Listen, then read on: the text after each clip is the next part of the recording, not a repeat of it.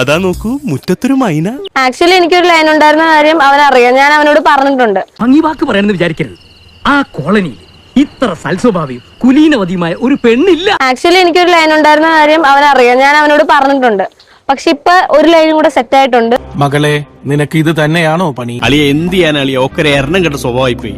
അത് അവനറിയത്തില്ല. ഇപ്പോഴെങ്കിലും അതിനെ കുറിച്ച് ഞാൻ പറഞ്ഞില്ലെങ്കിൽ അത് ശരിയാവുമെന്ന് എനിക്ക് തോന്നുന്നില്ല. എനിക്കത് ക്ലിയർ ചെയ്യണമെന്ന് തോന്നുന്നു. നമ്മൾ വിചാരിച്ചോ നല്ല ഓളി. നിങ്ങളെങ്ങനെ വിചാരിച്ചു? ഞാൻ വിചാരിച്ചു നല്ലൊരു പെൺകുട്ടിയാണ്. പോക്കാണ് മോനെ. അറിയാമേ പറഞ്ഞല്ലേ പോകാം. അപ്പൊ ഗൈസ്, ഇതാണ് ഞാൻ പറഞ്ഞ രണ്ടാമത്തെ ലൈൻ. ദേ ഇവിടെ നോക്കിയേ, നിങ്ങൾക്ക് ഒരു പിങ്ക് ലൈൻ കാണാൻ പറ്റും.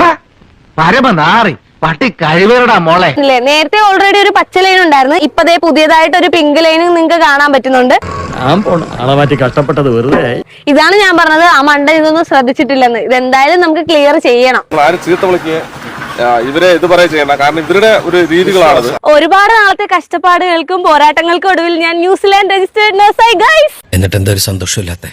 നിന്നെ ഏതെങ്കിലും യൂറോപ്പിലോട്ട് ഉണ്ടാക്കുന്നതിന് ഞാൻ എന്തിനാ? കുറച്ച് നാൾ എന്നെ ഇവന്റെ കൂടെ കാണാതിരുന്നപ്പോഴത്തേക്ക് നിങ്ങളിൽ പലരും കമന്റിൽ പറഞ്ഞ ഞാൻ കണ്ടായിരുന്നു, ഞാൻ ഇവൻ ഇട്ടിട്ട് പോയി ഞങ്ങൾ ഡിവോഴ്സ് ആയെന്നൊക്കെ. അല്ലെങ്കിലും കാലന് വഴി തെറ്റില്ലടാ, അത് കൃത്യമായിട്ട് വരും കൊണ്ടുപോകാൻ. ഫ്രാഡുകൾക്ക് ഈ രാജ്യത്ത് രക്ഷയുള്ളൂ.